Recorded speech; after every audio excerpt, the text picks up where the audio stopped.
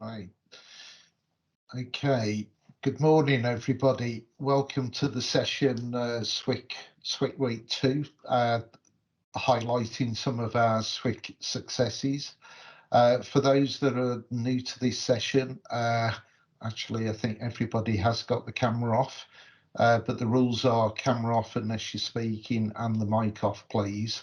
That would help. The session is being recorded and will be available and posted on a site within YouTube, so that will be there. We also hope to have all PowerPoints from all sessions placed on the SWIC website. So this morning we've actually got 4 speakers in actual fact, 2 sharing. So we got Catherine from Rockwool, Richard from WEPA, Gabriella and Owen from Celsa. If there's time, I'll probably add in a few other examples of successes as we go along. So without further ado, could I introduce Catherine James from Rockwool to kick the session off, please? Good morning, everyone.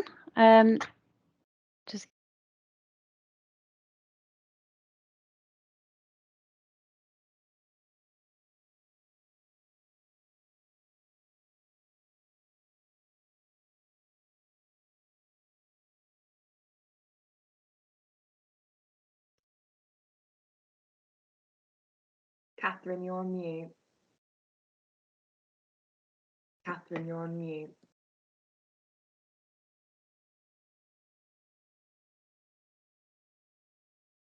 Kath? Sorry, but I'm working with one screen at the moment, and the presentation was up. I had to shut it down to come back to. Can you see the presentation on the screen? Yes. No? Yeah. Okay. Yeah. Great. Right, I'll get started with that.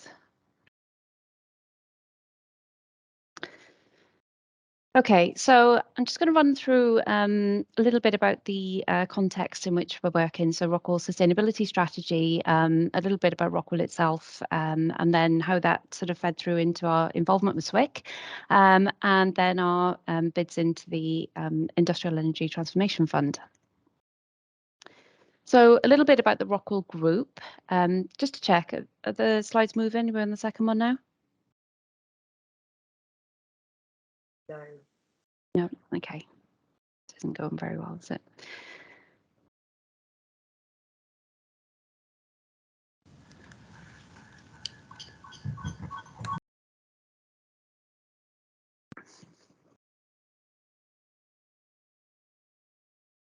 Okay. So a little bit about the Rockwell Group. We were founded more than 80 years ago. We've got almost 12,000 employees across 71 nationalities. We've got 51 manufacturing facilities operating in 39 countries. In terms of our sustainability strategies and goals, we are aligned to 10 of the UN Sustainable Development Goals.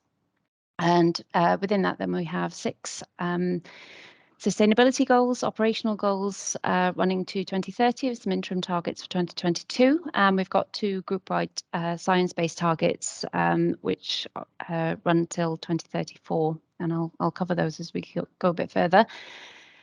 So we are a family of brands. We've got Rockwool, which is the biggest and the one I work for. So we make fire safe insulation for all types of building and industrial applications as well.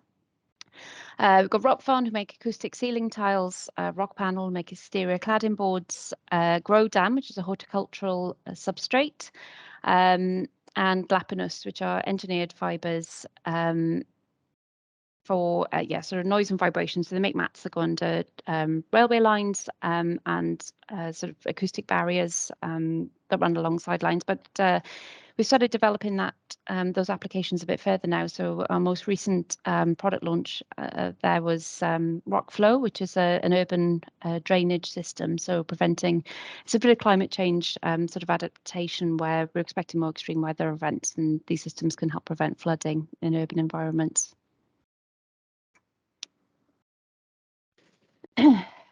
So this is our value chain impact. We look at sustainability on two fronts. We look at our handprint. So this is the positive benefits that our products provide, and those are on the right side of this diagram. So we make obviously insulation solutions, so that feed into energy efficiency. But of all the other, within all the other brands as well, we help to, sort of improve yields from horticulture, from sort of indoor growing and digital farming. I mentioned the climate change adaptation, but also, we feed quite well into sort of health and well-being, particularly with our acoustic solutions. I think noise is the sort of second biggest public health nuisance after air pollution. We make a recyclable material, so we're also helping to deal with construction waste, which is one of the biggest contributors to waste worldwide. But aside from all of the kind of positive benefit of our product, we also are very conscious that we have an operational impact or our footprint in the production of the product. So all of our operational goals are set around sort of targeting some of those major impacts. We've got carbon emissions. We've got 3 goals actually relating to carbon emissions. We've got our 2 science-based targets. So we've committed to reduce our scope 1 and 2 emissions by 38% by 2034, and scope 3 emissions by 20% over the same time frame, and that's with a 2019 base year. We've also got a goal to reduce the carbon intensity of our production process. So whereas the science-based targets are absolute and therefore become more challenging the more we grow, the carbon intensity is a relative measure. So per tonne of stone wool that we produce, we're sort of committed to reduce the amount of carbon associated with that. So that goal's been running a little bit longer. We set that up in 2015. And we do have a third-party verification of the sort of scale of our goals, but also the progress towards achieving them. Our interim target for that was 10% by 2022, and we've actually exceeded that and hit 16% last year. So we're sort of well on track for our 2030 goals. We're also looking at water efficiency. Now, these are sort of global targets, and we're targeting water efficiency specifically in countries which are sort of experience water stress. Our factory in Bridgend benefits from an awful lot of rainfall, which we're able to capture and is sort of kept in a closed loop system within the factory. We're also we've got 2 goals related to waste. We have a recyclable material, and at a global level, looking to increase the number of countries that offer a take-back service. The UK is already within that cohort of countries that offer that, and we're also looking to minimise the amount of production waste that goes to landfill. And once again, the UK is quite far ahead with that, and virtually none of our production waste goes to landfill. It all gets reutilised within the process or goes on to other uses. And the final goal relates to our people, and it's to reduce the number of lost time incidents. And obviously we have a target of 0 fatalities. I don't think it's possible to set a target of anything beyond that, really. So within the obviously, within that, the decarbonisation plays the biggest part, and that is one of our key interests within the SWIC cluster plan. In the phase 1, we underwent a material and energy mapping exercise, which highlighted a number of opportunities.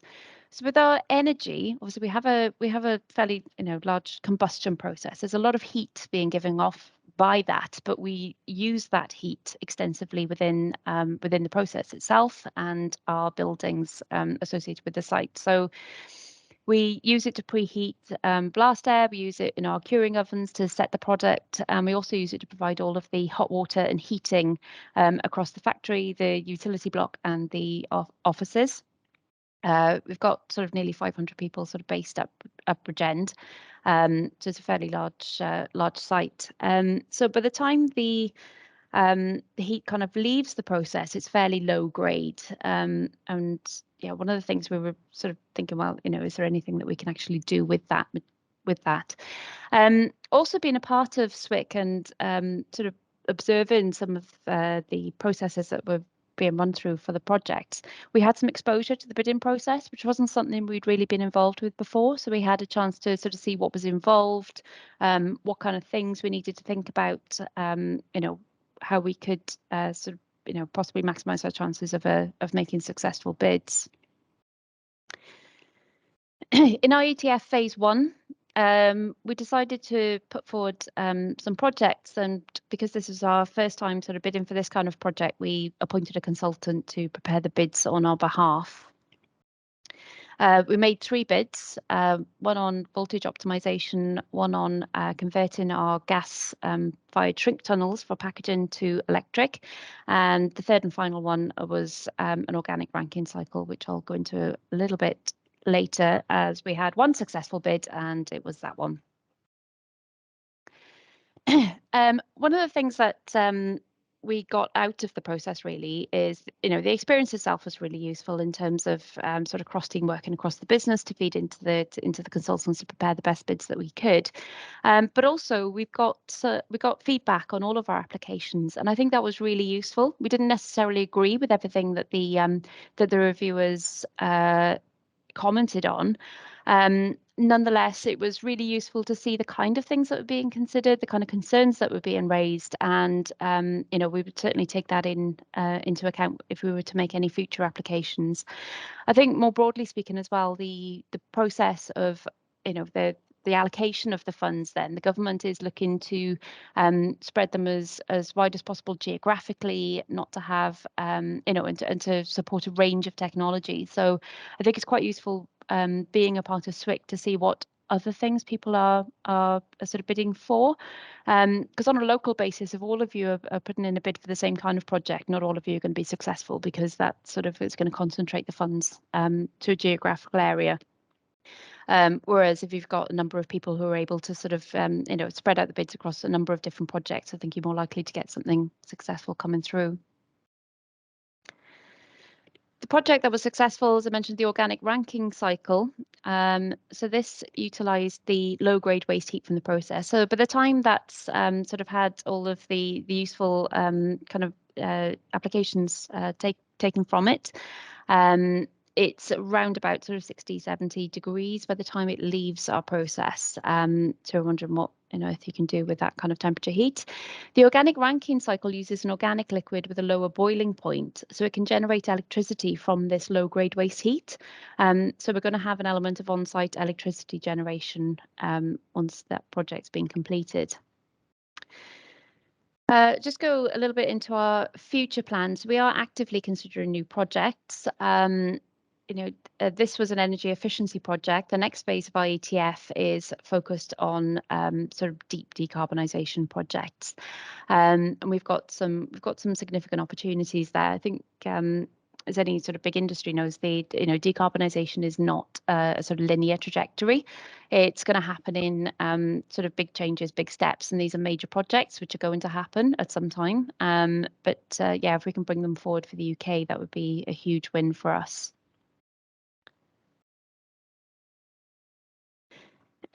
Our sustainability report was published last month. Building a climate resilient future goes into our strategy. We focus on decarbonisation, but also energy efficiency, and circularity. Sorry, the third one just left my mind then.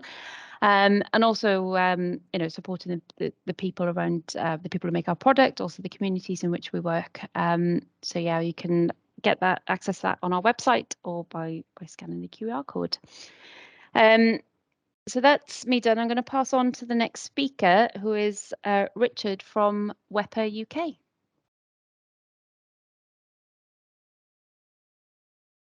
Thanks, Catherine. I'll just try and share my screen.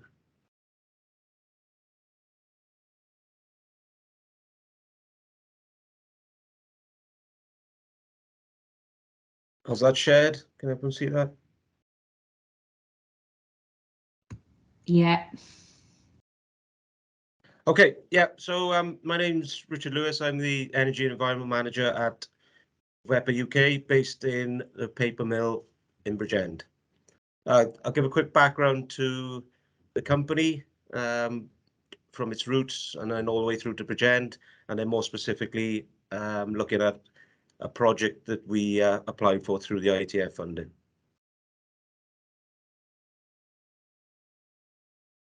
So background to the company.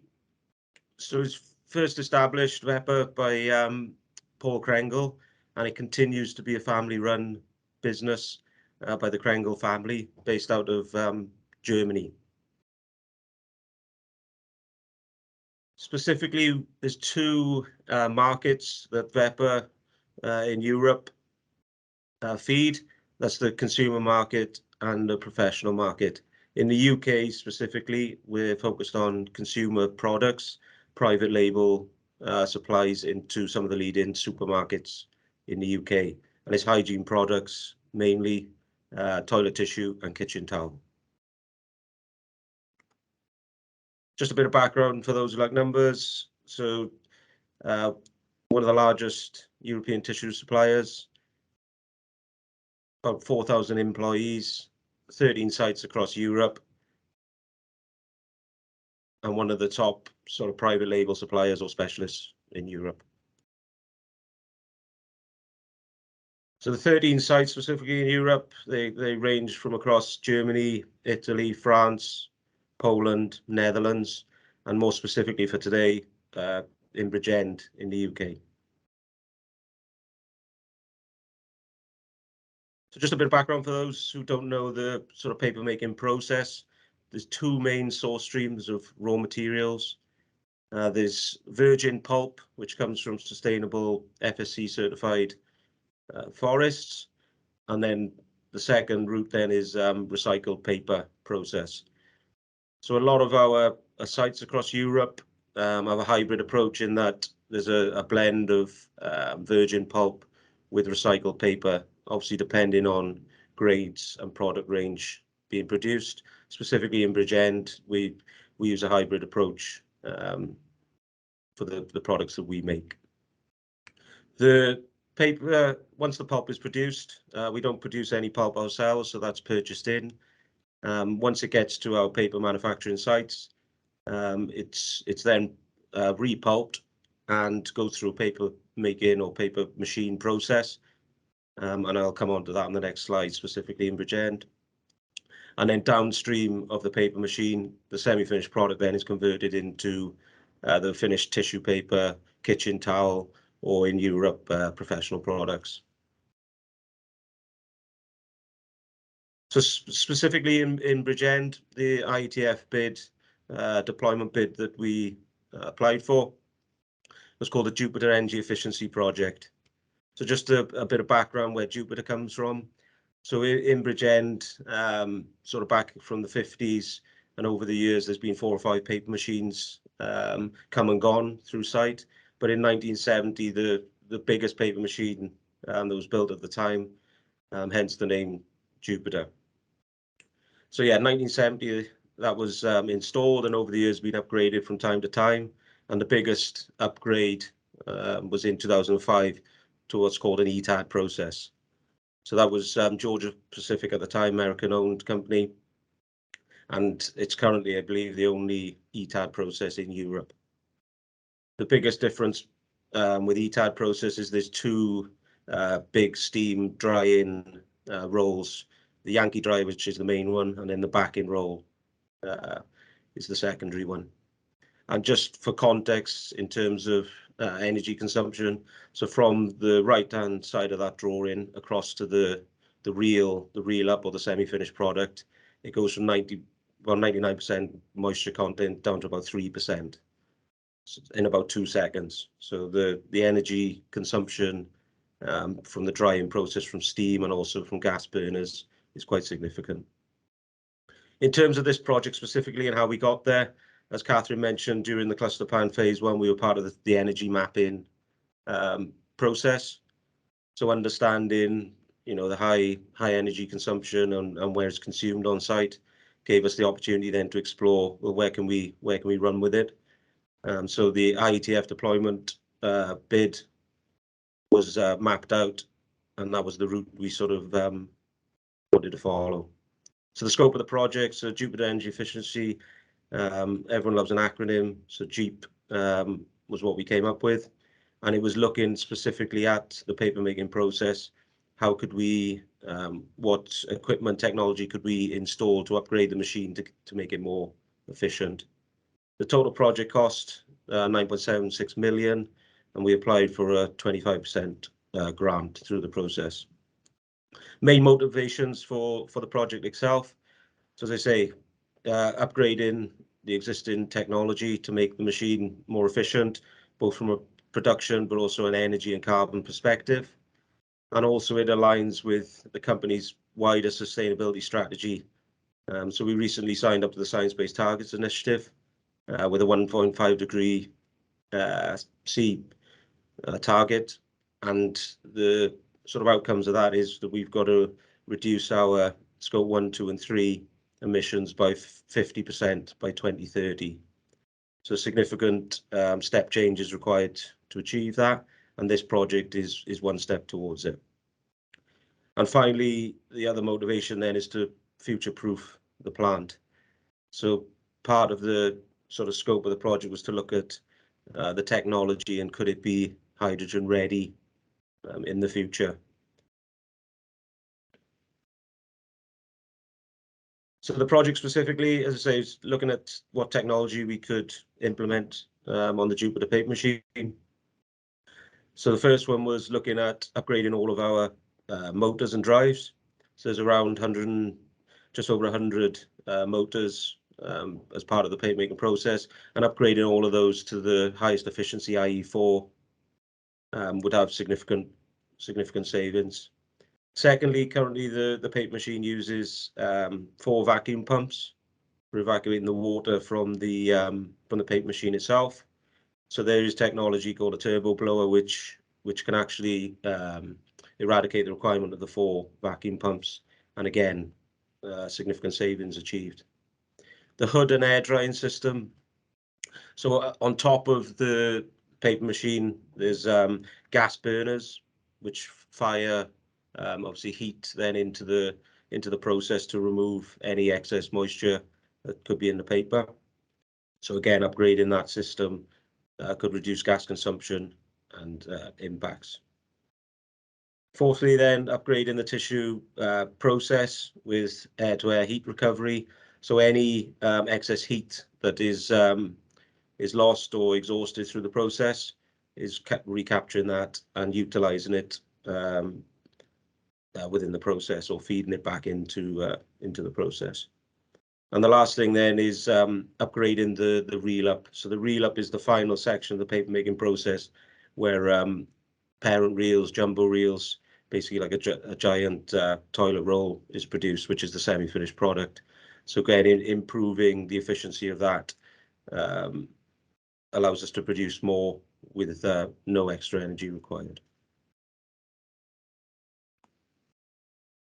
So in terms of the benefits of the project, so the technology savings, so the motors would save us around 63 kilowatt hours per ton, which is around 16%. Turbo blower, 91 kilowatt hours per ton. The tissue machine, so the specific technology, back and roll improvements, visco nip, ETAD and Yankee hood, that's the most significant saving there, around 44%. And the new reel up, 65 kilowatt hours per ton. So total energy savings, 390 kilowatt hours per ton. We produce around 50,000 tons per year. So it's quite a significant saving overall. And it's just over 10% saving versus our baseline. In terms of tons of carbon, 3,600. Our annual emissions typically are around 40,000 tons. So again, just over 10% saving, and gives us a good grounding to move forward with. And lastly but not least, it also improves our production capacity on site and allows us to be more efficient, to produce more with less energy. And then last thing then, that's just to show our sort of purpose and visions. So the main vision is to be the most sustainable first-class partner for all personal professional hygiene solutions. And this project alone is just one part of our wider strategy. Thank you for your time, and I think I'm passing you over to Gabriella and Owen, who are based at Celsa. Hi, thank you, Richard. Just share my screen with you all now.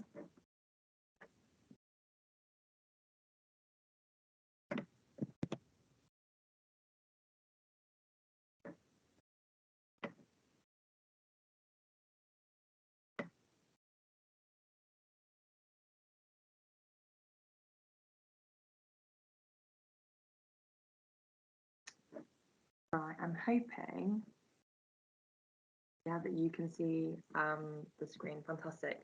Hi, good morning all. My name is Gabriella Nizam. I am the Sustainability Manager for Celsa Steel UK. It'll be myself and my colleague Owen Bailey, the Innovations Manager, who will be running you through today's presentation. So really, just as a quick intro, see Celsa Steel, we are recyclers of steel. That's kind of our bread and butter. But the key thing, and hopefully what you see by the end of the presentation, is kind of our vision and where we want to be, and that is leaders of the circular supply chain, and the premise of which is to build a net positive future. So to turn that vision into reality, we are very aware that collaboration is key to helping us achieve that goal. And I think really SWIC is going to be providing us with that platform to do so. So with that in mind, I just wanted to take a moment to really thank Tony and Flora, along with everyone else who's been involved in SWIC Week 2, because I don't think we should underestimate how tirelessly they work, and their passion and drive is really paramount to all of our success. So big thank you from us to them.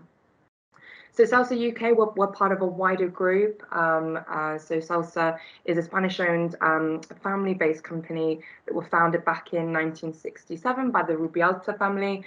So we're spread across Europe. We've got 7 or so steel plants across Europe. Obviously, within the UK, the primary focus for us, which is where we're based in Cardiff, we've got 1 melt shop and 2 rolling mills. And we directly employ over 750 people. So we're kind of at the centre of the local community, which is important. Some keynotes really for us to make you aware of. So obviously, we consume over 1 million tonnes of scrap metal, all of which is locally sourced from here in the UK. So 98% of our raw material is scrap metal. And that kind of takes us onto the importance of vertical integration and working with our supply chain to continuously ensure that sort of resource efficiency element of work. It's a low, the electric arc furnace route is a naturally low carbon production route, and we also need to work more closely with our supply chain to ensure we can source scrap more efficiently, and also improve the resource efficiency element of work. So, we're very much a company in transition. The world is a changing place, and now sustainability, circularity is at the forefront of not only what Celsa are doing, but what the world is doing. So for us, really, the 2 key focuses is that of decarbonisation. That's a lot of work that's happening internally to look at our Scope 1 and Scope 2 emissions, coming up with that roadmap and sort of pathway forward. And then the second sort of key element of work is that of the circular industry, and really embodying circular economy principles and moving forward in terms of becoming leaders of the circular supply chain. And this is something Owen will touch upon later on the presentation. Again, a lot of that work is to do with external collaboration. Again, we can't do any of this work by ourselves. We need to work in tandem. And so these 2 themes will run through the presentation. At group level, the focus is very much for us to be net positive by 2040. I'm sure many of you will be aware that at a UK level, the plan is to be net zero carbon by 2030. So we're going to run through some of what we've been getting up to. I think Owen will take you through the sort of circularity element of work, all the engagement that's been going on, our Clean Growth Hub plan. I'll then pick up again on the Net Zero plans and what we're doing to work on that, as well as the big CapEx projects, the SVC and reheat furnace work that's going on. So I'll pass you over to Owen. Thank you, Gabrielle. Good afternoon or good morning, everyone. Could you go to the next slide, Gabrielle, please?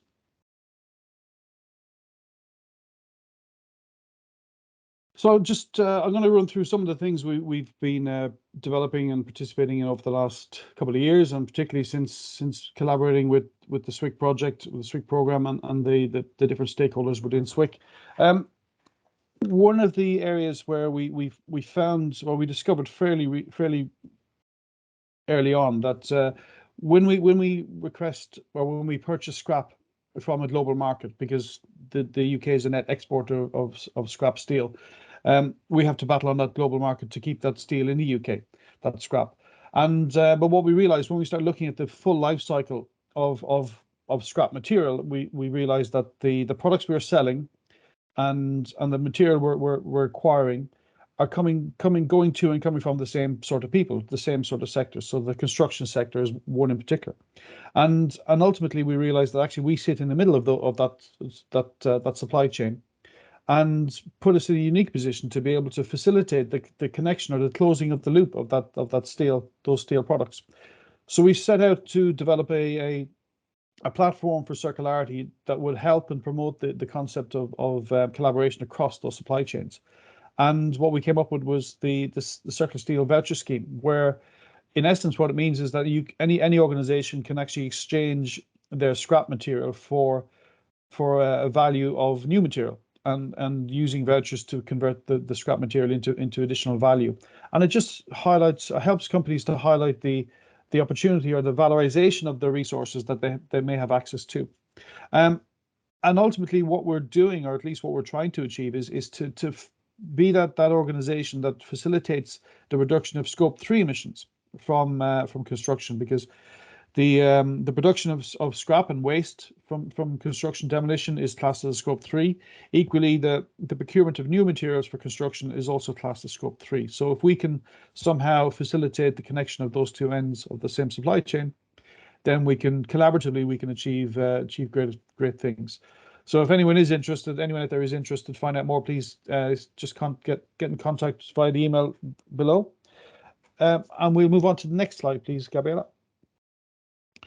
So also with the whole idea, the whole concept of circular economy and circularity, it's one of the key principles is collaboration, but the other one is about stewardship and developing a connection with the wider community.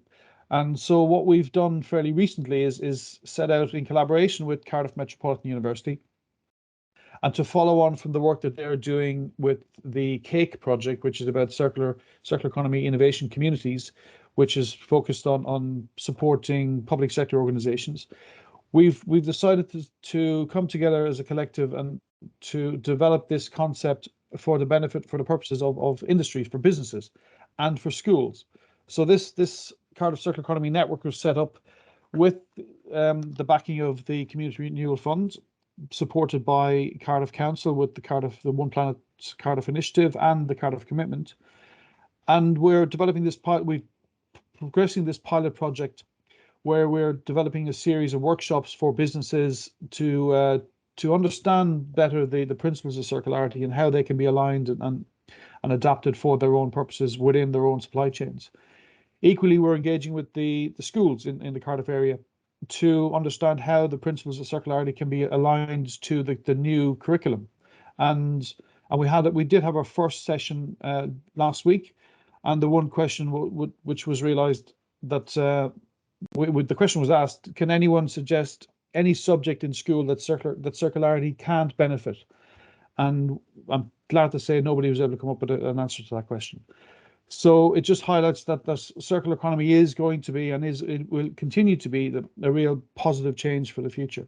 And a shameless plug: if anyone is interested, who is based in Cardiff, interested in participating in this program, this pilot program of workshops, we still have space available, and we're running a catch-up workshop for those who missed the first session. It's an online, but then the following sessions will be in-person sessions. So there's still space available if anybody's interested in. Next slide, please, Gabriella.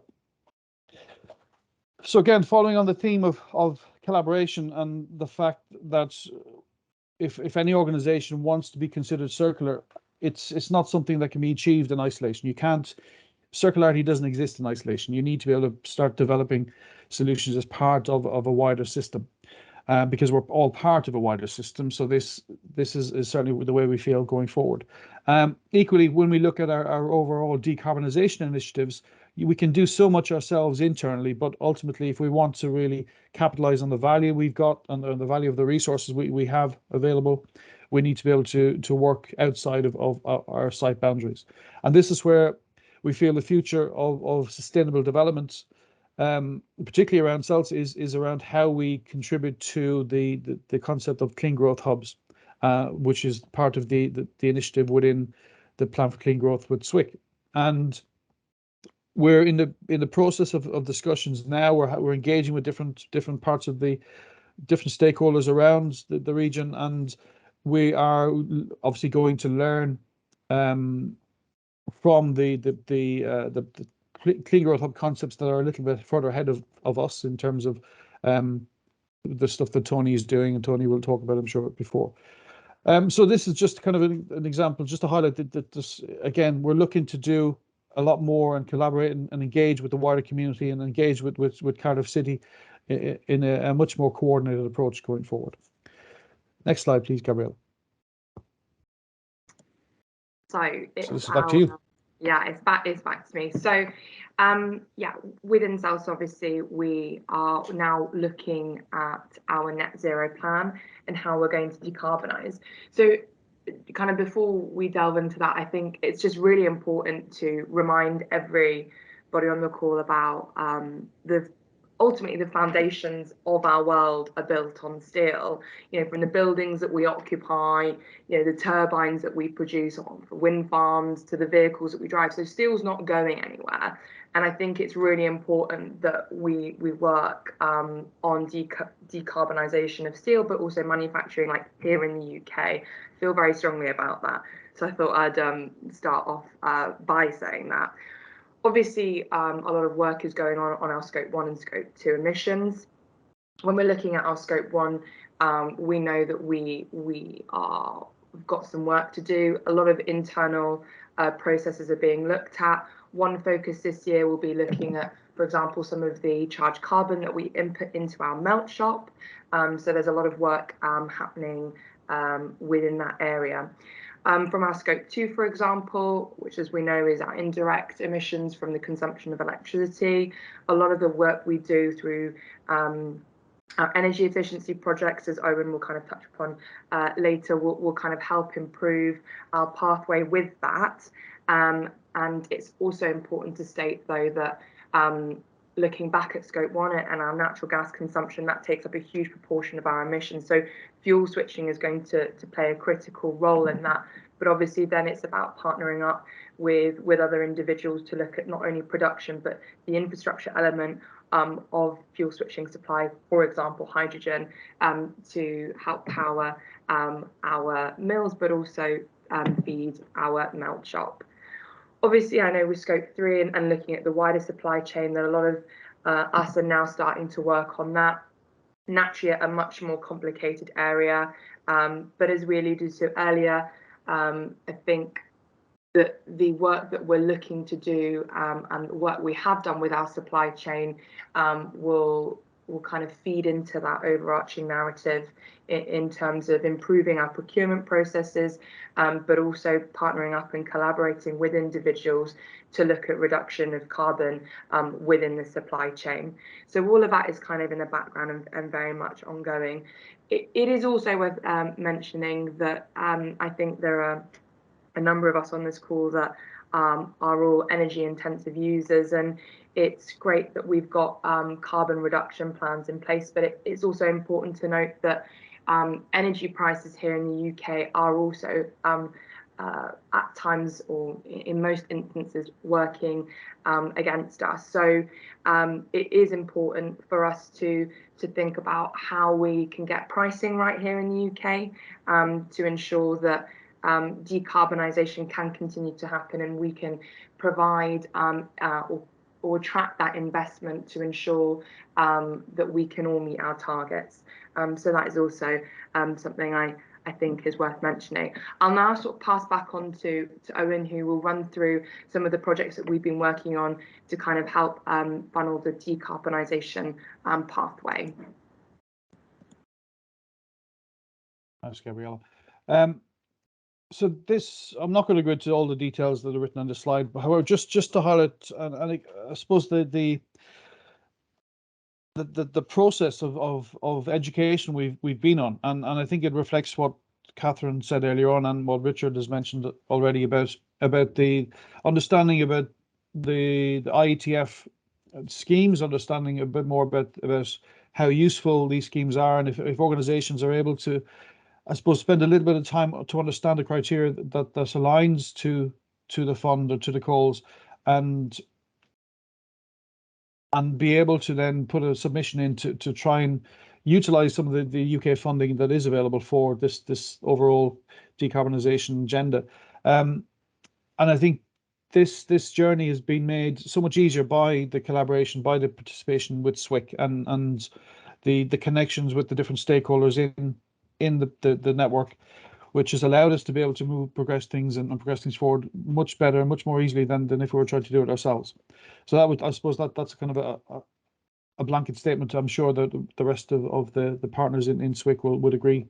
The SVC project really was about, first and foremost, is about helping the efficiency of our energy supply into our arc furnace, because as a large user of electricity and the intermittent, or at least the fluctuating, or what we call flicker, in terms of the application, the use of the electric arc furnace with the melting of scrap, tends to have a bit of a strain on the grid supply, and it also has a strain on our continuity of supply into the process. So this SVC was put together as a project twofold, really. One, to support us and our efficiency, but two, to support the grid, and I guess future-proofing the grid connection into the local area in Cardiff, to make sure that we have a much robust system in place to allow the whole idea of the Clean Growth Hub concept to be developed and deployed further as we progress towards the whole collaborative approach. And so this was an initiative where we had some support from the IETF. We were able to have this. In fact, this is going through this project now. It's kind of midway through, and it's already showing that not only in terms of the application of the technology is how useful it will be, but the overall engagement process has proven really effective, and we've actually brought people from within Celsa who traditionally wouldn't have been used to engaging externally. Now part of their role is to look at that external engagement and understand how we can all benefit from that approach. So if you go to the next slide, Gabriella, please.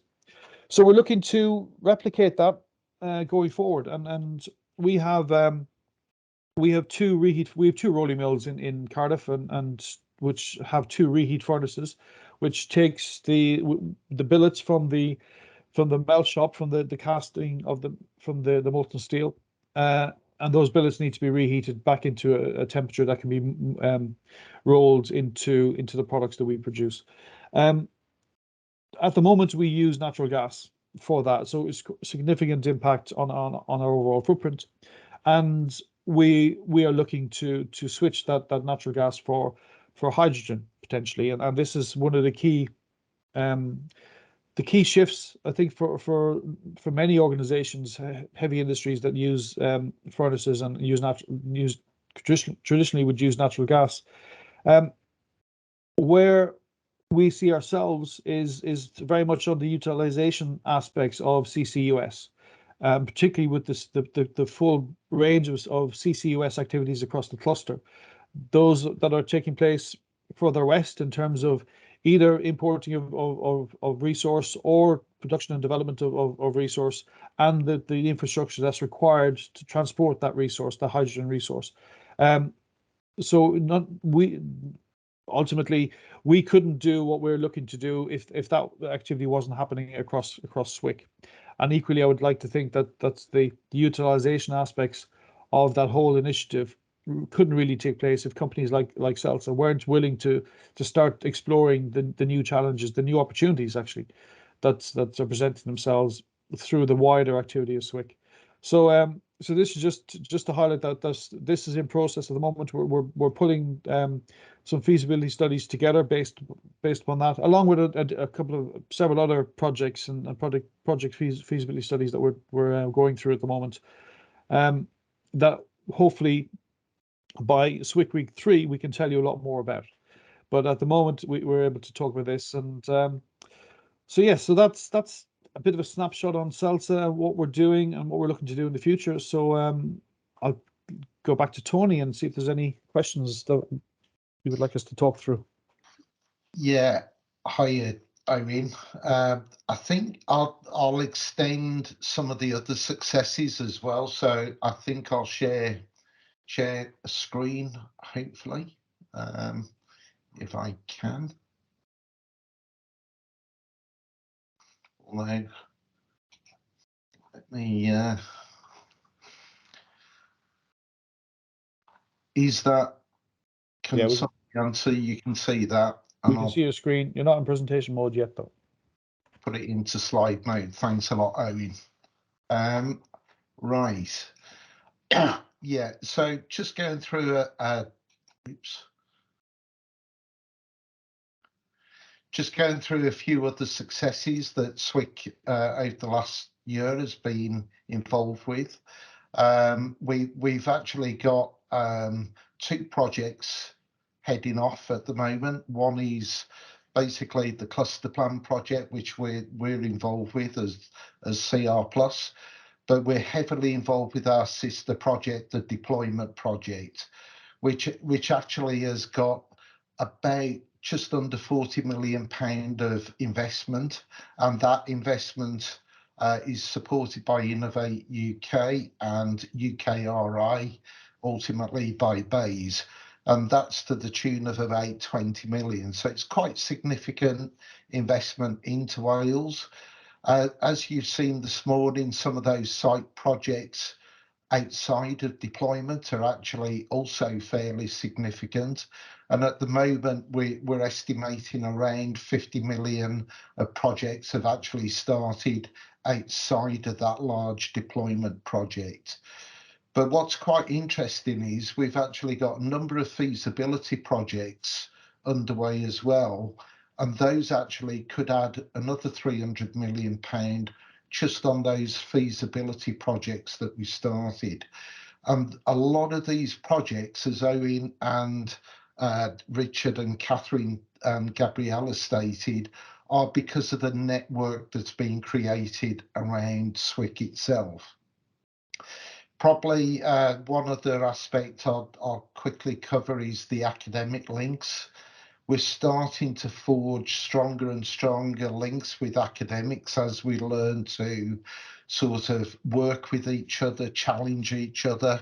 It's not an easy journey. We're both speaking different languages, and understanding the driver differences between the stakeholders is absolutely key. But I think we're actually starting to get there now, and we're starting to see those early signs of benefits. Probably another area that SWIC has started to really grab hold of is the area of skills and resources, and I'll cover a slide on that later. And what we're now doing with the launch of Net Sero Industry Wales earlier this week, which hopefully should be the support mechanism for SWIC going forward. We're starting to set up these working groups that will work under the governance of SWIC going forward in the longer term. And those working groups will cover things like electricity distribution, hopefully gas and hydrogen, how that works together, but things like circularity, things like skills and resources, innovation, will have their own working groups under that sort of overarching plan. So in actual fact, SWIC is highly focused on that complete range of activities. We're not siloing efforts. We're very much taking the hard route, which is collaboration, and that is starting to pay dividends for South Wales. So on the skills and resources, some of our colleagues, and I think Chris Williams is on the call today. Chris has been very good at sort of speaking to everybody that will talk to SWIC. And actually, we've found that the skills and resource area is one area that's probably, there's an awful lot of activity in the area, but it's maybe not brought into one focus point that people from industry can actually access. So what we've started to do is find out what that landscape looks like, whether it's organisations such as TUC, the city deals, the regional skills partnership seems to be quite a good sort of central focus point.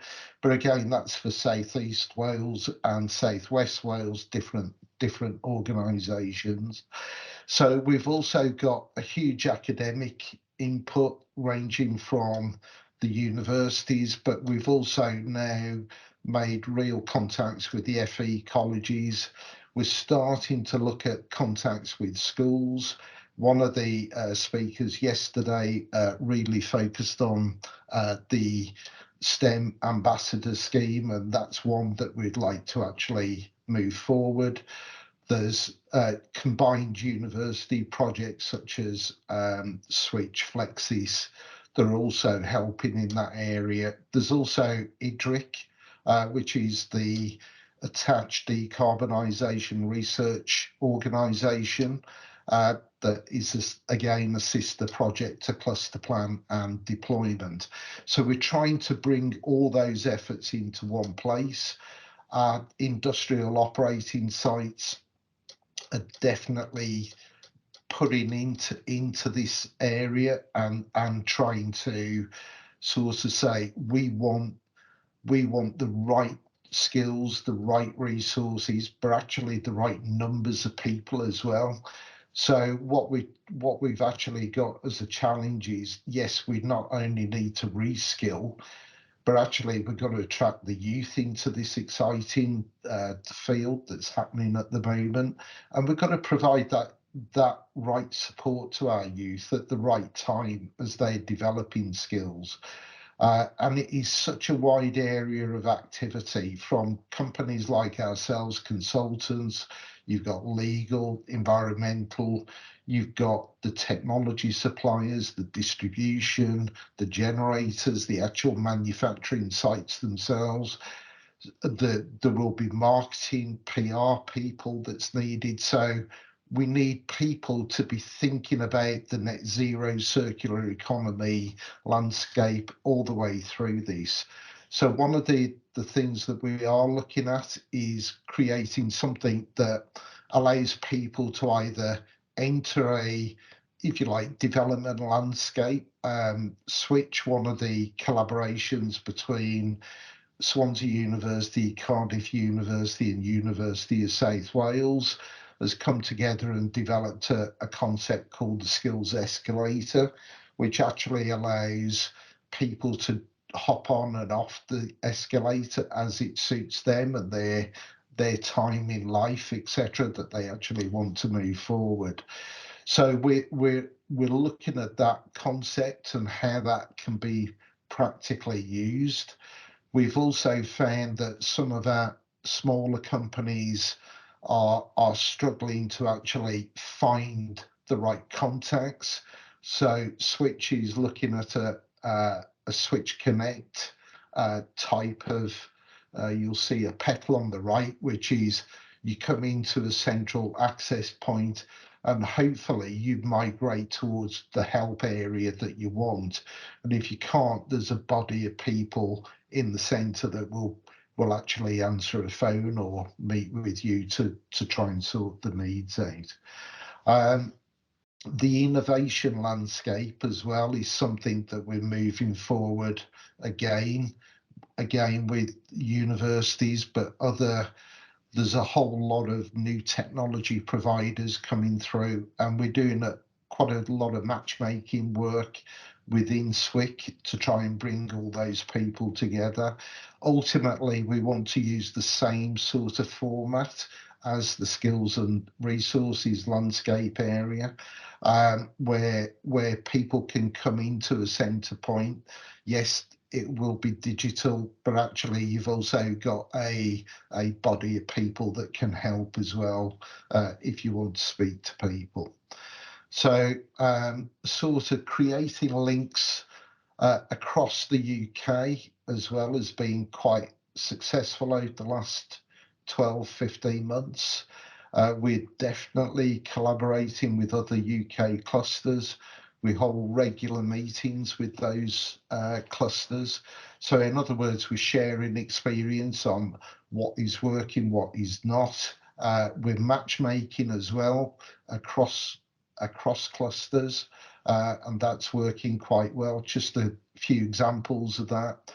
The carbon accounting links. We know that the fact that carbon accounting systems and models have limits. Basically, they don't always provide the right results in all circumstances. So what we're trying to do is look at how we can particularly look at the global supply chain impacts and carbon accounting. One of the biggest factors I think I put in that first bullet point on the left is how does our carbon picture change when we get 2 billion extra people on the planet by 2050? So are our carbon accounting systems robust enough to actually look at not just what happens within the boundary of a site or a local area or even the UK, how does it actually impact the world? Because unless you get the global greenhouse gas emissions down, it'll give us poor outcomes. So in that area, we started collaborating with the Black Country. We then Teesside added to that, and recently the Humber cluster has actually come into that discussion.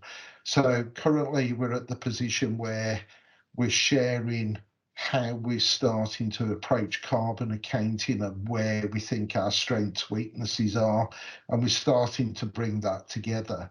We then want to ask IDRIC, the Academic Research Association for the cluster plan and deployment projects, to basically take that work on and undertake the fundamental research in that area based on the sort of things that we're identifying. Another area of collaboration is actually with the Black Country. They are highly focused on SMEs, rather than actually South Wales take some of its resources, and we're already spread quite thin. We're quite a sort of wide-ranging cluster in South Wales.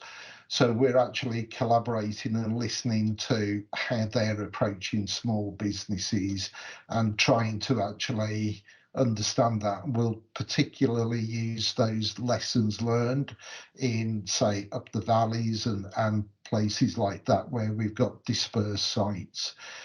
Obviously, we've got regular contact meetings with UK Gov, Welsh Government, the city deals, and what's happening over the last few months as well, we've got increasing contacts directly with the local authorities. So that's coming out to be quite interesting. And just to reiterate, the impact with Net Zero Industry Wales, and that should provide a focal point again across Wales, as Net Zero Industry Wales supports initially South Wales, but I think the intention on that is to actually move to North Wales and then cover the Mid Wales area as well. And I think that's it, so hopefully I'll stop sharing. And could the presenters come back on screen, please? And I would just ask Flora, have you managed to corral any questions? Hi, thanks, Tony. Yeah, so I've been keeping a close eye on the chat, and there's a few questions come through, but I would encourage everyone to add any extra questions that you have for the speakers into that chat section.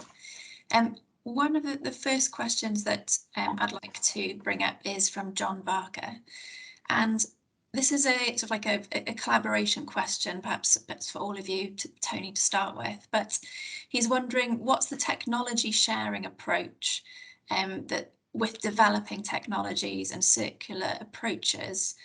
I guess the question is, how do you share the learning and experience pan-Wales to create a Wales industrial cluster? I think that's interesting, because effectively we're starting with South Wales, so we're actually developing, if you like, the working groups, the teams within the SWIC entity. At the moment, that SWIC entity is in its early phases. Up to this point, it's been just a collection of people putting in their own efforts and time into that. With Innovate UK support, that's meant that free effort has been multiplied up a bit and has enabled this activity to date. Going forward, the Net Zero Industry Wales mechanism, we think, could actually supply the route from SWIC outwards, but I think it will be from that bottom-up approach. We've become aware of new technologies as cluster plan leads, and because we've got 30 partners in cluster plan and the 17 in deployment, we've actually already got those links to matchmake between technology providers and partners. So we do that. Obviously, those are covered under NDAs, but what we're consistently doing is saying, although you've got NDAs, we think there are themes that you can share, and actually pulling those out seems to be the way that we can actually unlock innovation without it stopping in a closed position. Would Owen like to answer next? Yeah, no, thanks, Tony. I agree that there's so much we've managed to achieve as part of a, I suppose, a focused Innovate UK project, or projects, because there's been 3. I think going forward, as the network becomes official and becomes part of a bigger system, and we can, I think we still have there's still opportunities, I guess, to develop a solution that can help us to engage more widely and to share that knowledge and share the information that we've created and generated over the last few years. So I think knowing a little bit about John and the system he's developed, it's a very intuitive system, and it helps us to engage in many different ways. And I think it would be worth having that conversation once we're a little bit more mature in terms of the entity and how we can look at technology to our benefit and to help us with that overall collaborative approach and that engagement, the wider engagement. Because I think we have to understand that we're a collective of fairly traditional organizations, fairly traditional companies with traditional mindsets. So we have to, I suppose, take it step by step in terms of bringing ourselves into the 21st century in many cases. So I think some of us are a lot further away than others, and I think, yeah, we need to understand how we can use technology to help us do that. Yeah, I think just to reinforce that, Owen, we're at a very early stage in terms of that entity. That's what we've been waiting for. So when the minister announced the launch of that this week, that's probably our big step forward, and that should provide the support mechanisms going forward.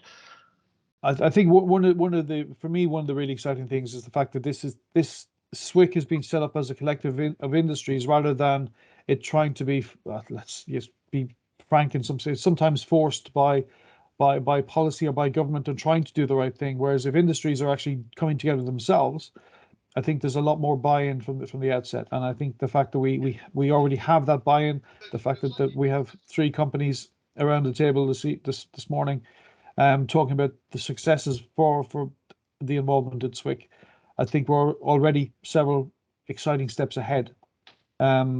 We just need to make sure we keep this momentum going and bring everyone into the journey with us. Flora? Just to be clear, there was a thank you from John for that answer. One question that I have, there's been a Scope 3 has been mentioned by all of you around, this is part of the Net Zero agenda for all of your organisations. How have you found the engagement with Scope 3 sort of organisations? How, what things have worked or what things have been found difficult? I don't know who would like to start that, perhaps. Can I have a stab at that? Go on. I have a bit of a bugbear about the scope emissions, particularly the overall protocol, the greenhouse gas emission protocol, because it's generally set up to quantify the impact of a linear economy. It's broken down into bite-sized chunks that we can understand and handle, which is fine in essence. But ultimately, if we decarbonize a linear economy, we're still trying to decarbonize a broken system. And the bits that link that system together are the Scope 3 emissions. And again, if we're trying to break it into silos, which we are within the current protocols, then we're missing the opportunities of collaboration. We're missing the opportunities and the value that circularity presents.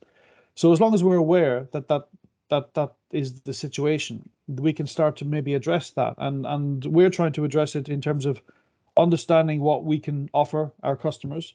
Like circular steel isn't necessarily going to reduce our Scope 3 emissions immediately, but it will help reduce our customers' Scope 3 emissions. And if we can all interlink and understand how we're part of a bigger system, then you'll start to see that the collaboration across supply chains will become a lot more fluid, a lot more easy to develop and manage, and equally then a lot more easy to reduce those Scope 3 emissions that we know are kind of hard to access or hard to address because you're relying on someone else doing something.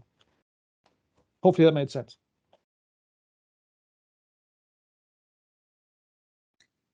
Should we go Has to anyone else got a Richard comment? Next, perhaps. Catherine? Yeah, on Okay. oh, sorry, on the issue of Scope 3, I mean, we chose to set a target, although we didn't actually have to, because the majority of our emissions lie within Scope 1. I think, obviously we are going to be working with our suppliers largely to drive down Scope 3 emissions. I think there are also some kind of almost unearned benefits coming our way, because you're going to have sort of wider decarbonisation of transport, for example, and that's going to have an impact. So you can't kind of rely on that in terms of your targets. You can't just set a target and assume that's gonna happen without any effort on your side. I think in terms of being a part of a system, we are the Scope 3 emissions for our customers. So we're getting a lot of interest, a lot of inquiries about people who've set, onward sort of companies who've set their own kind of decarbonisation targets. Their Scope 3 emissions are the larger part of their overall carbon impact. So they're kind of working with us, but we've kind of gone ahead of them, if that makes sense. So we set our targets, and now we're getting all the inquiries sort of post COP26. So that's putting us in a sort of fairly good position. Competitively, that we are already sort of doing the things that our customers need us to do to sort of achieve their onward targets then. Is all right? Yeah, one thing that I would like to add to Catherine and Owen, if you actually look at consumption CO2 over the last 50 years for the UK, it hasn't actually reduced much. So in practice, coming back to something Owen said, we're missing a trick if we just focus on our own operations. So one of SWIC's aims is to actually reshore industry and grow industry, hence it's a clean growth philosophy. So at the moment, the current accounting systems, we could end up with more local emissions, but actually far less global emissions. And at the moment, you don't get benefit for that. And that's the purpose of when we're exploring the carbon accounting with the other clusters and with IDRIC, we want to actually end up with an accounting system that particularly recognises what we're doing. Say, I think, come back to the steel side, because I've got those figures in my head. The fact that we've got is it 8 million tonnes of steel exported as scrap per year, and yet we import finished goods into the UK. So if we retain that, it not just reduces the carbon footprint, because generally the UK provides a better processing facility, you're not transporting, but actually security of supply as well. The one thing that Brexit, COVID, now the war in Ukraine has shown, we need to keep hold of things as much as we can in the UK. It's not good enough to actually pass our responsibility to China and India and then point the finger and say, oh, you're dirty emitters, when it's us that's using the stuff that they're producing. So and that goes for food production as well. So I think we need to have proper conversations and actually understand what our real impact is, and hopefully start bringing all that together. And I think SWIC, together with the other clusters and partners and the research establishments, now are trying to get the head around this problem. In practice, I don't see it even being solved for about 2-3 years, even if we start hard now. It's very complex. But at Yeah, least I completely agree. We sort of have within Rockwool, we have sort of local to local supply chains. So the Rockwool site in Bridgend supplies the UK and Ireland. We import very little, and only where we've got sort of material shortages for any reason, we export very little, and anything we export goes to France. And that's sort of mirrored across the group then. Each production facility sort of supplies its local area, but also its raw materials are taken locally as well. So, you know, we've got some raw materials coming from Tata, for example, and each, you know, that's not going all over Europe. Each plant will have a sort of local suppliers. Yeah, I think just. No, I was going to say, just to add, I think it's still a challenge that needs to be solved in the future. I think Scope 3 emissions is a bit of a minefield in itself for all the reasons aforementioned. There's so many different schemes. Prosim bought it off an APTA. An APTA have designed and built the electrolyzer, the fuel cells electrolyzer. So somebody not got the mic closed. If I don't want any fuel cells at the moment. Sounds like a very interesting conversation, though. Yeah, so it's a bit of a minefield. I think depending on your customers, your reporting requirements, they can be varied across the board. I don't think there's a standardized approach. I know there's schemes like SECA, streamlined energy reporting, but each company can interpret that and report differently. So I still think there's a long way to go on the reporting side of it. It isn't as simple as comparing one person's or one company's data with another. So yeah, certainly a much longer way to go. The route that we chose was science-based targets initiatives, and that's mainly following discussions with our key stakeholders, our key customers, the likes of Tesco's. But again, yeah, depending what scheme or mechanism you look to use, you can come out with a different result. But I think there's still a lot of work to do, centrally, government, worldwide, to get everybody on board and sort of going in the same direction.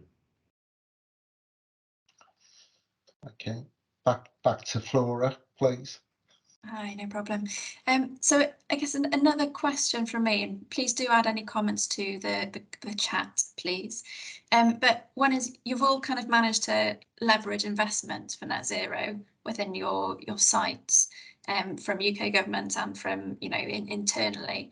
How have you found the kind of engagement of your sort of headquartered with part of the business to be able to invest in the sites in South Wales? Gabriella, do you want to jump in? I can see you itching. Yeah, so it kind of alludes to the point we made earlier about, we need steel. Obviously, speaking specifically about our sector, the issue we have obviously is where we have parentage elsewhere. So obviously headquarters in Spain, but we have steelworks in France, Poland, and other locations too. So the issue for us is in terms of investment. At the moment, the UK is not an attractive place for investment for a number of reasons. For us, the biggest thing is the cost of energy.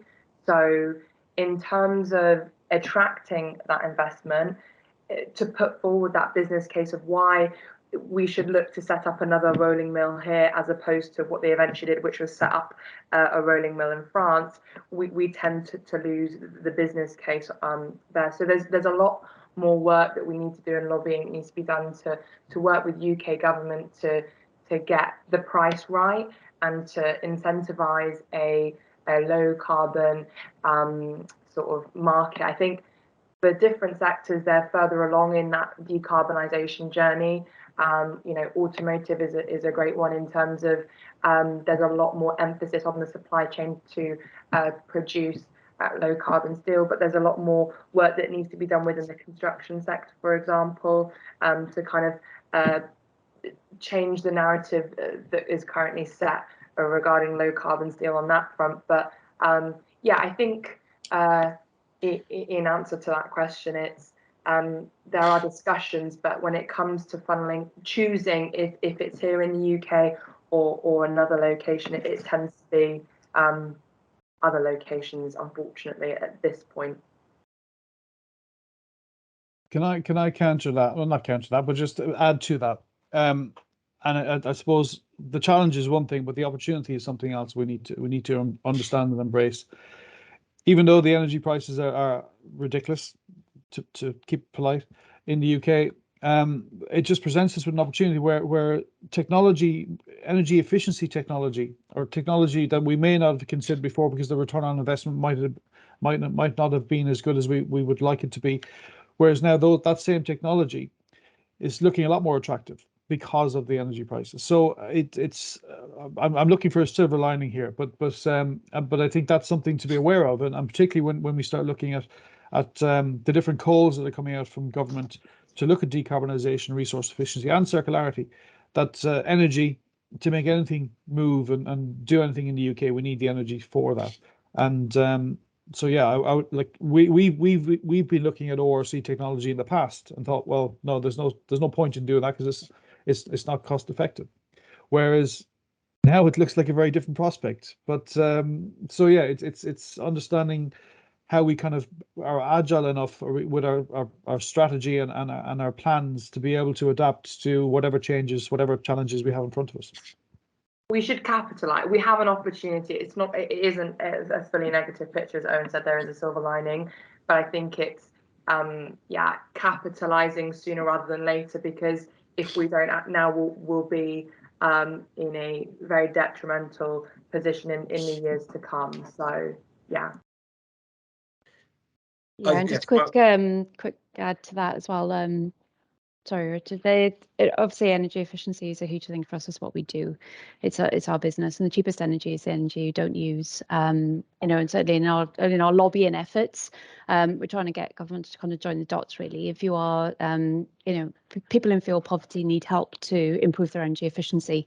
If you get a deep retrofit, like we've done social housing in Portsmouth, where people don't have to turn their heating on anymore, and the indoor temperatures are still at where the World Health Organization say they need to be in order to be healthy. There is a way of breaking that link between, rise in energy prices and poverty. But yeah, in terms of the sort of getting the inward investment into the UK, these kind of government schemes make it a lot easier.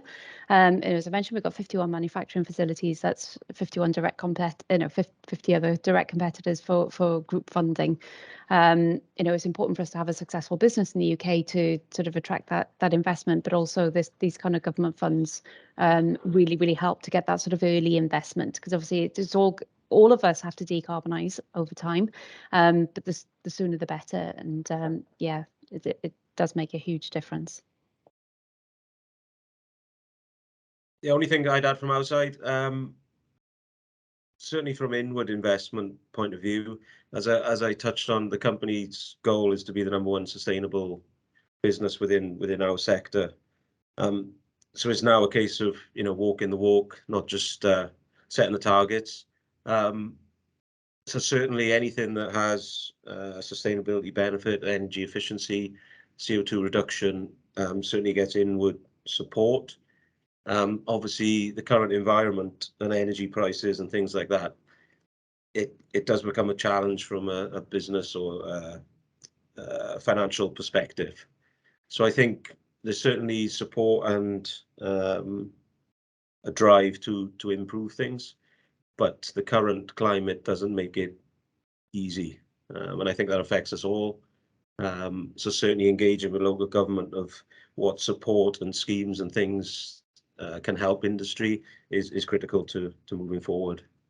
But ultimately, we've all got targets, we've all got goals, whether it's net zero and the likes, and it's a race against time for who's going to get there first. But the current climate, as I say, makes it challenging. But working together and with SWIC, I'm sure we can get there. Just following up a little on the inward investment and being part of larger groups, there's certainly one company in South Wales that has imposed a $50 per tonne additional price for CO2 on any projects globally. So I think Catherine, you said before, Rockwell has some other form of differentiator, but is that even being talked about?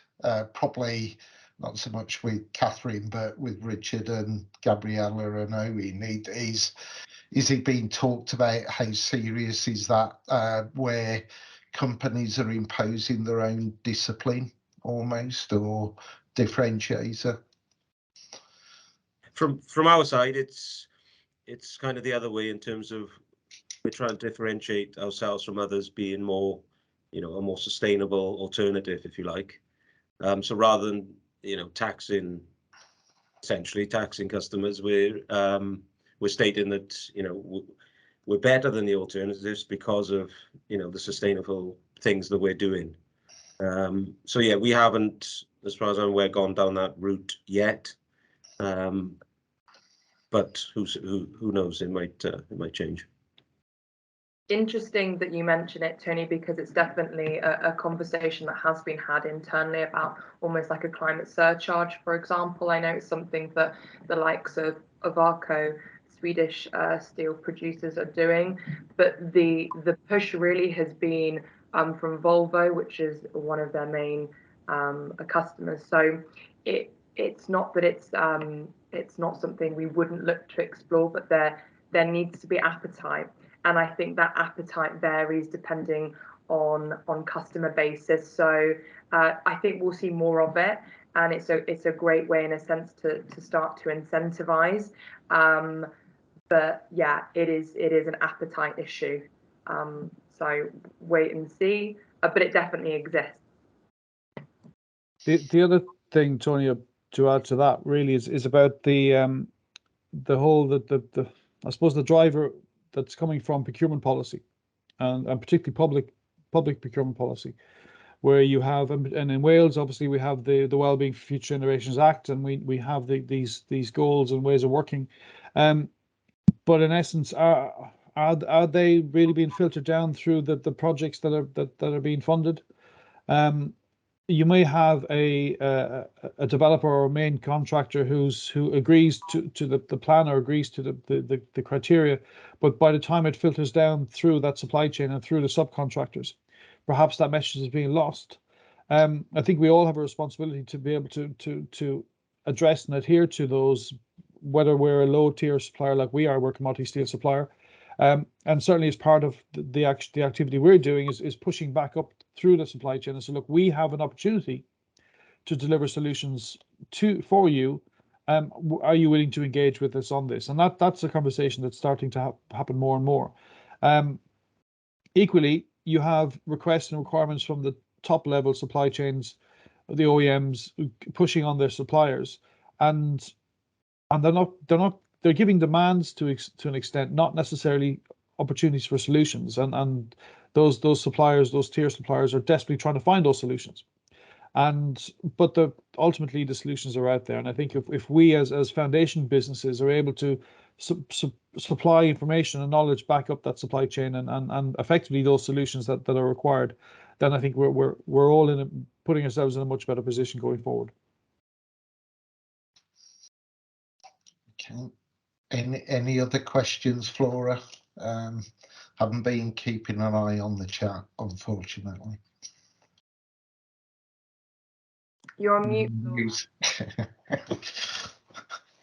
Nothing in the chat currently, but I know that the chat can remain open for the next 5-10 minutes. But back to you, Tony. Okay, right then. Okay, thanks a lot, speakers.